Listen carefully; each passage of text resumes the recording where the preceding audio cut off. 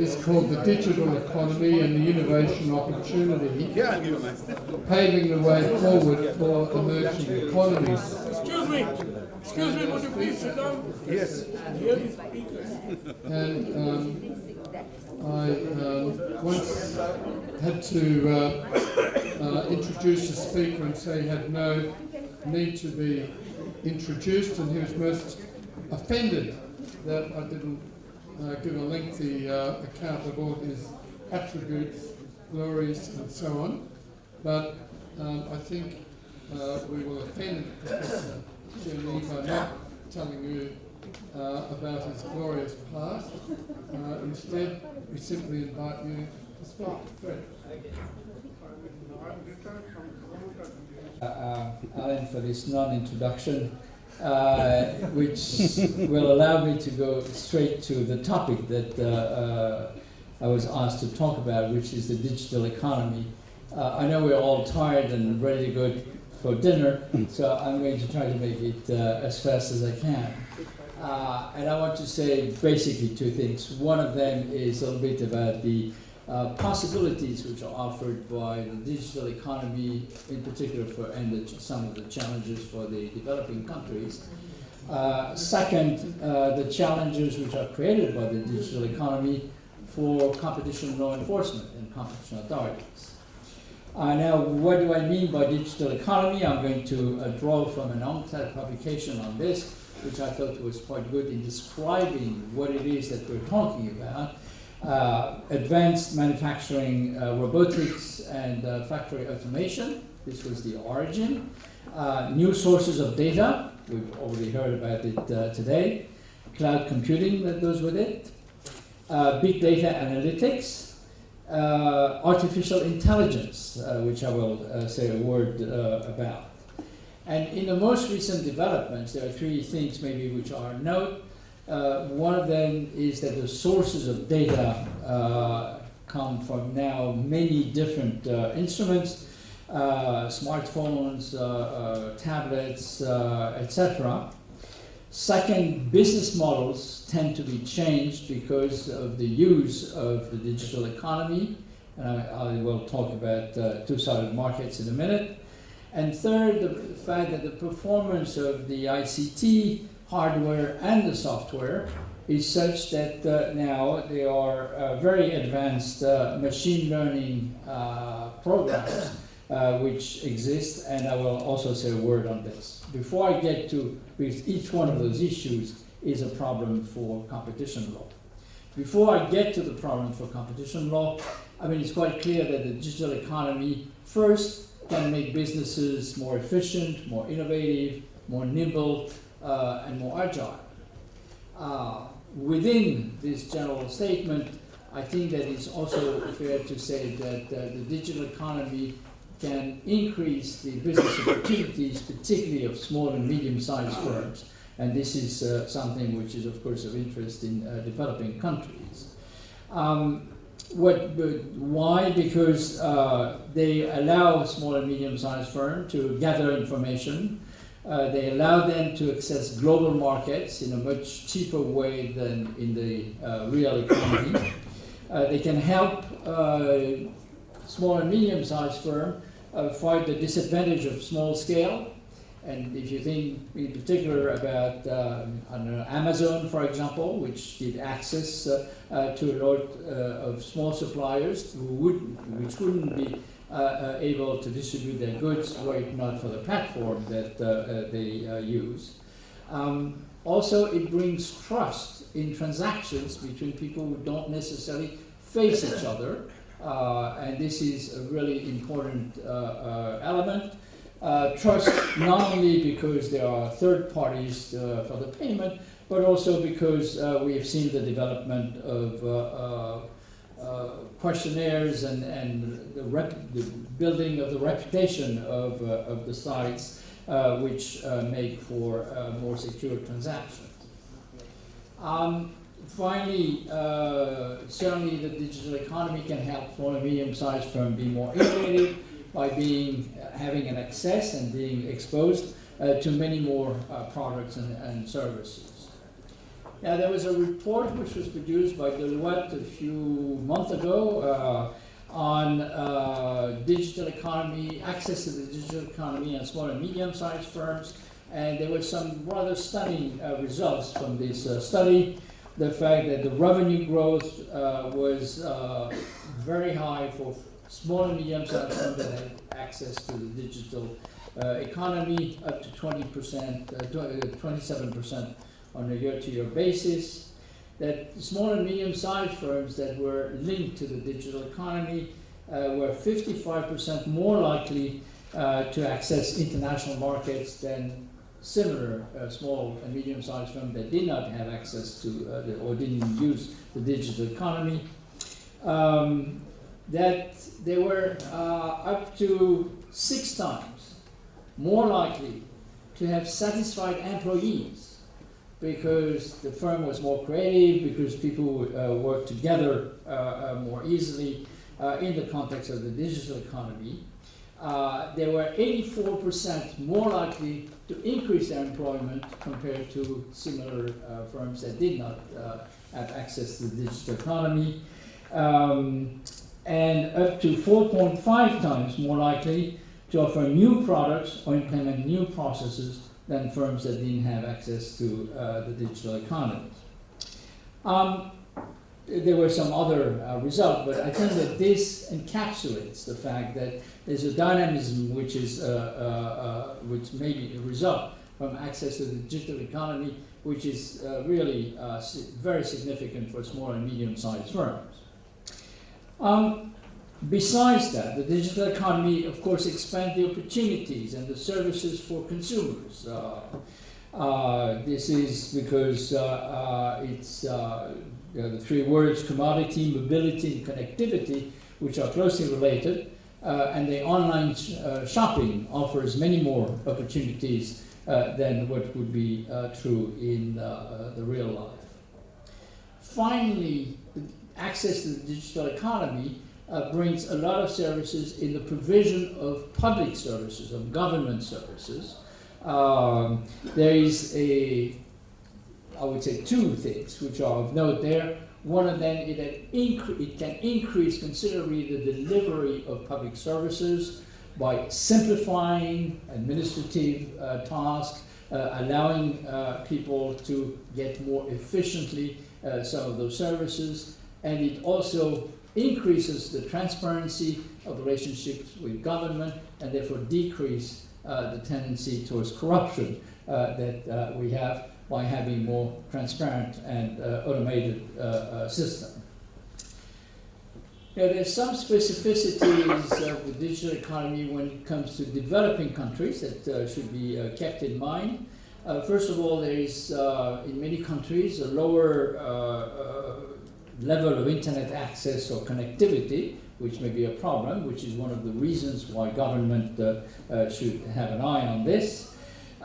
Second, the fact that mobile service in developing countries tend to be more driven towards the voice traffic rather than the data traffic. Third, there is a limited access of people to technology in general. And fourth, yes, less access of people in developing countries to banking, and therefore electronic payments can be a very good way to get them into the economy. Now, what does that mean for governments in the context of development? First of all, that they have, governments have a huge role in coordinating and financing infrastructure provisions, but the creation of infrastructure is not in itself sufficient, really. Developing policy for getting a level playing field for all the firms, and developing a whole of government approach to government services are also 2 of the important elements. Coordinating the different government agencies with respect to their digital delivery. Now, I'm talking about this in India because India is a notable, noticeable country from that point of view. There's the Digital India Initiative, which is, has been announced, I believe, 2 years ago, And there is the Boom TCI-based land registry, which is very important, as we all know. One of the difficulties of development in many countries is the fact that land registries are lacking or not very well maintained, as a result of which people don't have the kind of title that they could need to get loans and to escape the informal economy. So using the digital economy and putting in use database the results of transactions as well as the records of administration can simplify and also make it a more secure system of registering the land.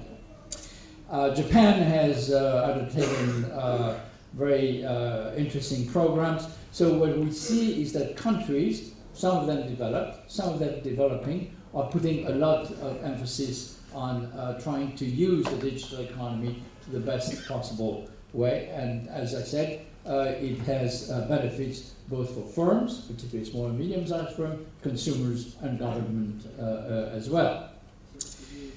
Now, there are a few challenges in the development of digital policy. One of them is that the digital technologies are interdependent, which means that there's going to be a wide approach, including communication infrastructures, digital platform, and digital economic skills.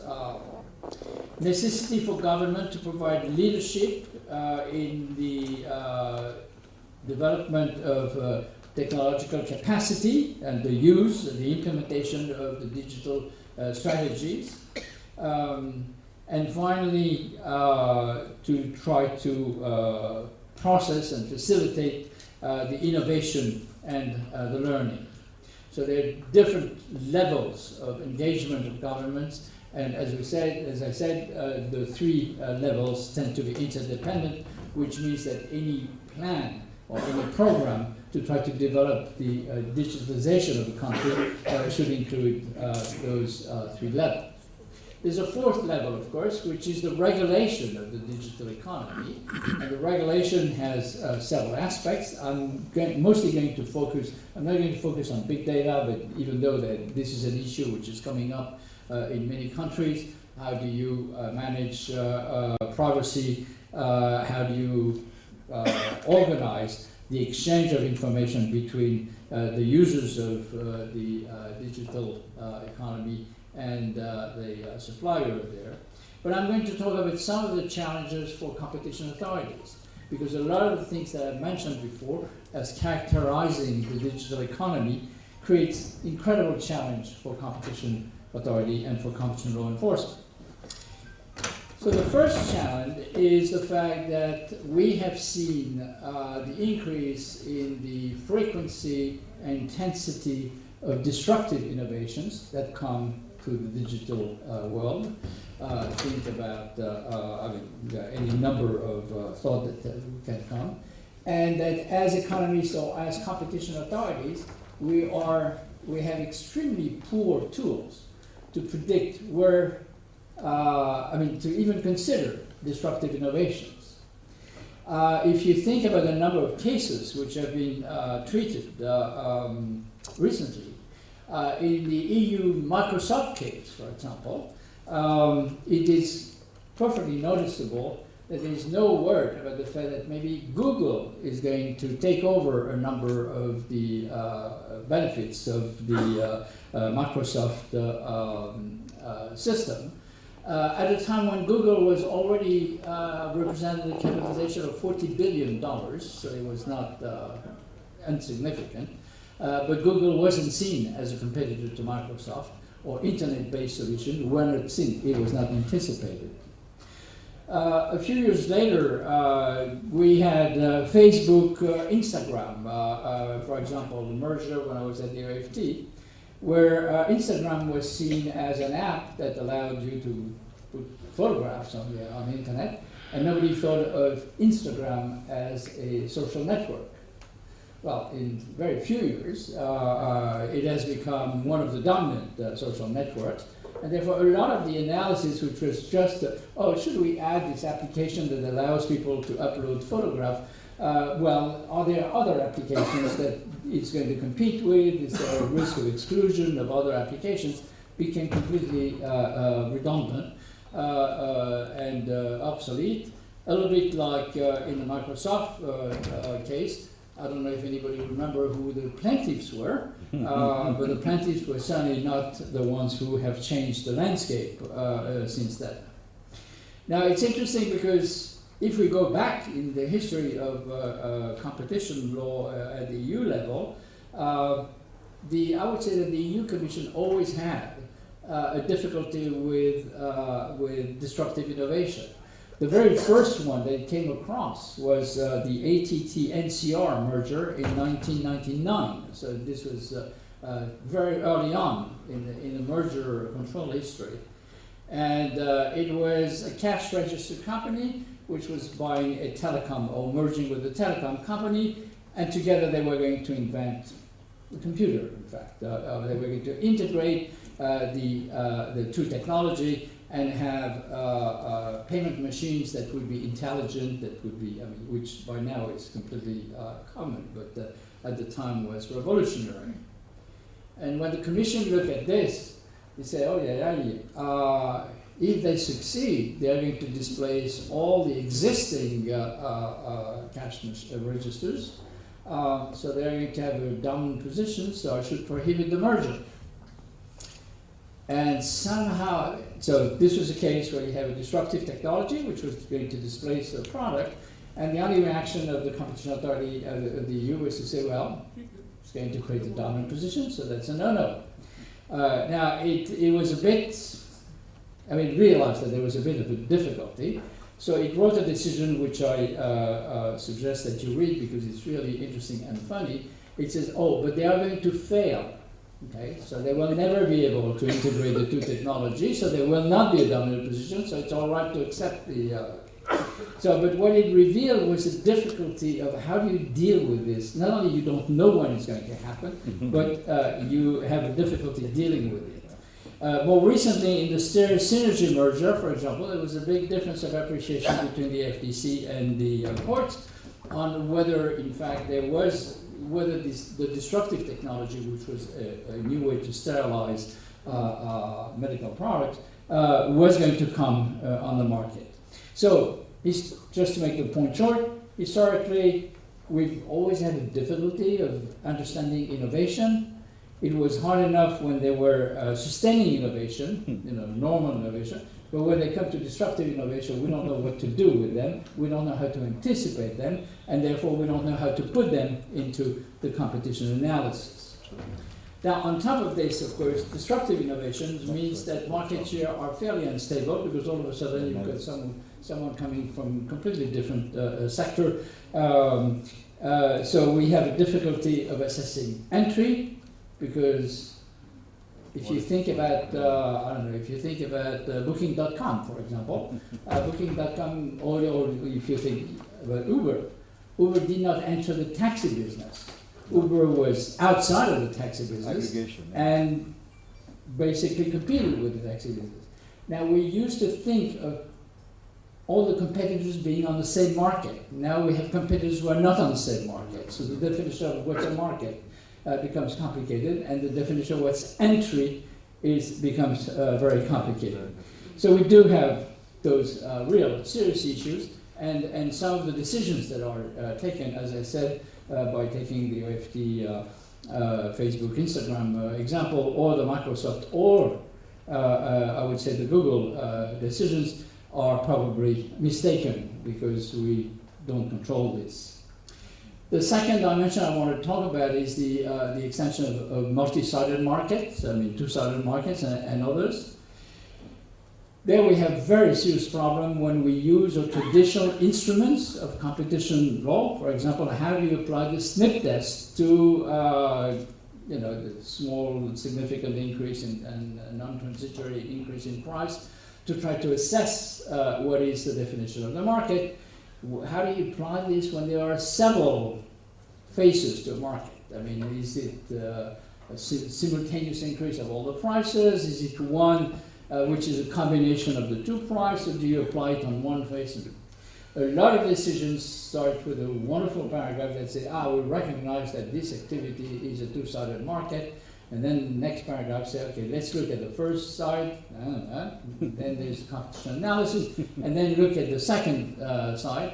And there's never a third part, which is, well, let's look at the interaction between the two, which is the hallmark of what is a two-sided market. Now, I'm not going to tell you about all those decisions, but the problem there is that all the instruments that we have, which are based on consumer reactions, become very complicated to use when you have several sets of consumers and when there's interaction between them.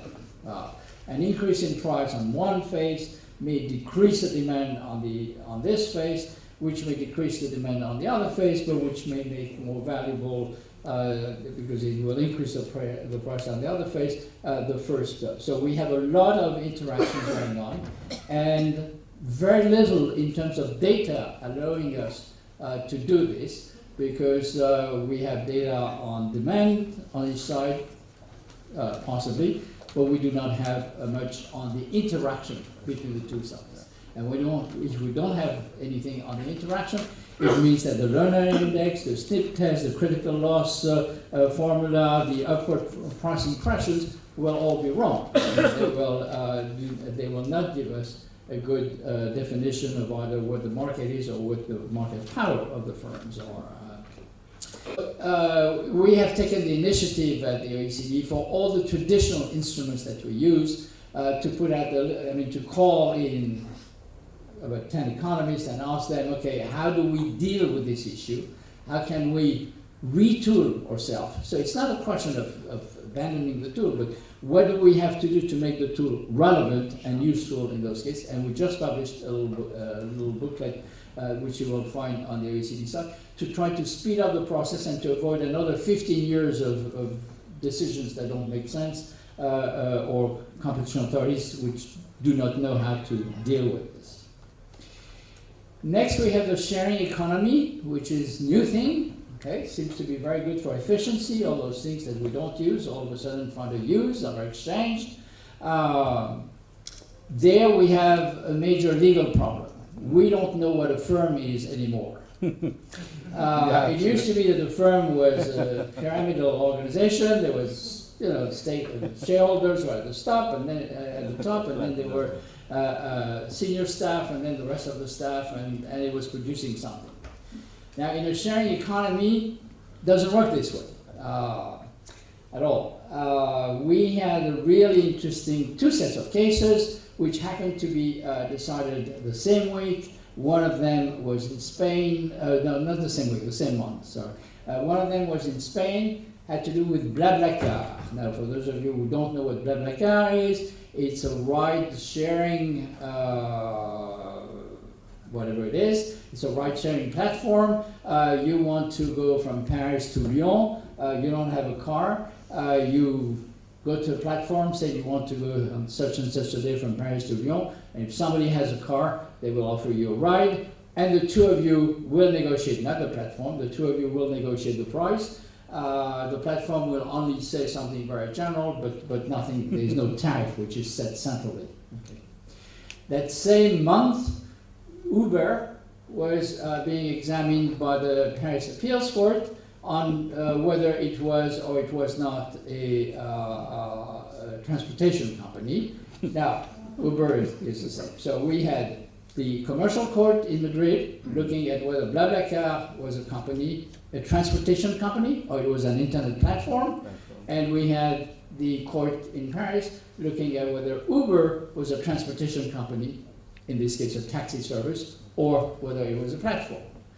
Now, the economy of those two are exactly the same, and of course, my only reason for telling you about this is that they came up with two different decisions. The Spanish court said, of course it's not a transportation company, it does not have car, it doesn't set a price, it's just a platform, okay? So therefore, it is not competing with the car companies, which were the plaintiffs in this case, and forget it. And the French court said, of course it is a taxi company because it offers the same service as a taxi. People would not get on the platform unless they wanted a taxi-like transportation, so therefore they have to abide by all the taxi regulation. But the point behind this, I mean, aside from this, is that we have to adapt our concept of what is a firm to very different ways of organizing transactions than what we, or providing services than what used to be the case. So the next step is data. I'm not going to talk about data because I don't have time. I'm just going to finish on artificial intelligence. So a lot of you may know that the world changed considerably January a year ago, when a Caltech professor who's been working on algorithm invented one called Libratus, and then had this algorithm play against the 3 top poker players in the world. Now, there have been experiments like this before, experiment with Go or experiment with chess. Okay. But those experiments were not terribly impressive because you can compute all the possibility, and certainly an algorithm can compute faster than a human and more, and consider a wider spectrum of computations. And the fact that in those cases the algorithm won was kind of expected. Poker and Libratus is a different story for 2 reasons. First of all, Libratus was never told how to play poker. Okay, so there was no instruction on how to play poker in the program. The only thing that was in the algorithm was what is winning and what is losing. Second, this was a deep intelligence kind of algorithm. In other words, an algorithm which plays a number of games and then reflects on why it lost and corrects its mistakes by learning from what it has seen. And sure enough, Libratus learned that the other players were bluffing, and that if he wanted to win, he had to bluff himself. Send information, signals, which were contrary to reality, so that he could duplicate, in fact, the strategy of his competitor. And eventually he learned how to bluff so well that he won the game against the three best poker players in the world. Now, this raises interesting issues. I mean, the particularly interesting issue is that the gentleman who invented this algorithm, besides playing poker with world champions, has a consulting firm called Market Dynamics, where he uses his algorithm, or he rents it out to firms when they have negotiations coming up. So we are one click away from having the situation where we are going to have firms who are going to say, well, I really need to have a good program to help me manage my firm as well as possible. And we're going to go see some of those companies that have produced algorithms and say, I want an algorithm that's going to maximize my profits. Nothing else is said. Okay? And if you have 2 algorithms, each one will realize that collusive behavior is much better, or tacit collusion is much better than competition, and you're going to end up with no competition on the market, no instruction in the algorithm saying you have to collude or you have to do this and that, and an impossibility, in fact, when you talk to people who are well-versed in artificial intelligence, of finding out how the algorithm eventually found out that he should send signals and threats such that they would both end up in a collusive situation. So the question there is, who is going to be liable for this, if anyone? Is it the firm who just said, I would like to have some help in managing my company, which up to now at least is not considered to be a violation of competition law? Is it going to be the manufacturer of or the inventor of the algorithm who has put in no instruction on the fact that they should collude, but it was just the result. And if there is no liability, what are we doing as competition authorities? I mean, where is competition going to come from? Okay, so this is just to say that the digital economy is a really interesting area, not only in terms of economic development and economic development for developing countries as well, particularly because it helps small and medium-sized firms in such a wonderful way. But it does create, it forces competition authorities to retool themselves, to think again, and it changes the basis of liabilities, legal liabilities, in a very deep sense. There's been an acceleration over the last 3 or 4 years of those, both on the data side and also on the artificial intelligence. We don't have a case yet because the cases that we have are from the previous generation of algorithm. There's the poster case in California, for example. This was an algorithm where there was an instruction that the algorithm should meet the price of a competitor whenever he saw that the competitor was changing the price. So there's clearly someone that you can pin the blame on, who was deliberately trying to restrict price competition between the two competitors. So lots of fun is going to come, but there's also lots of uncertainties about how competition authorities are going to meet their challenge. Thank you very much. Wonderful.